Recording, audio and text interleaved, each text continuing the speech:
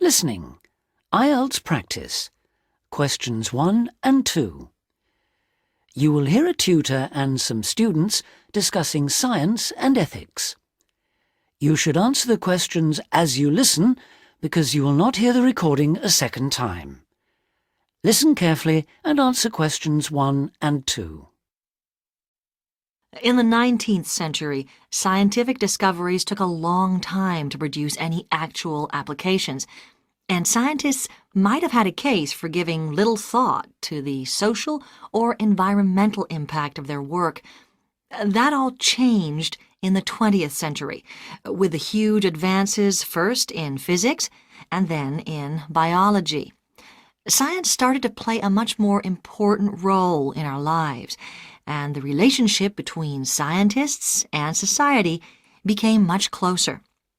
Many scientists became increasingly concerned about the ethics of what they were doing, as they quickly saw the consequences.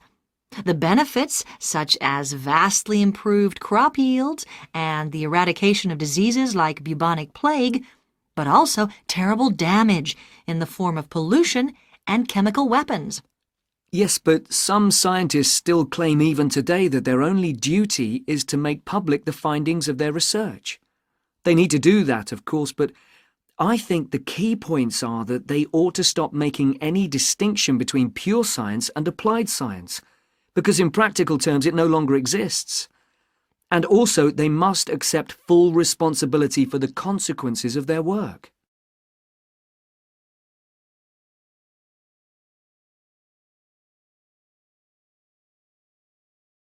Now listen and answer questions 3 to 10. Let's explore that last point a little further.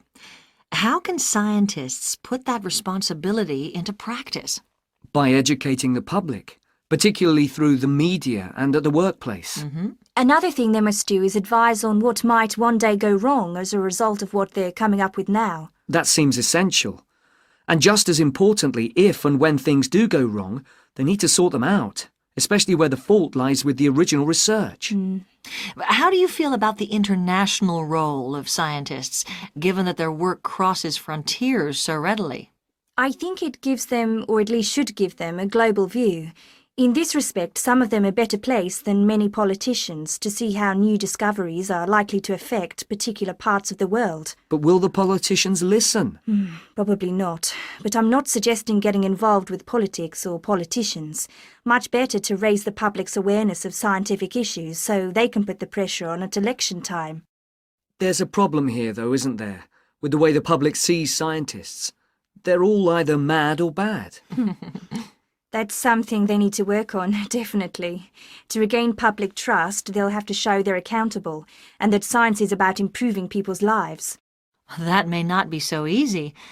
What do you think are the areas in science that really worry people these days? Science in agriculture, above all.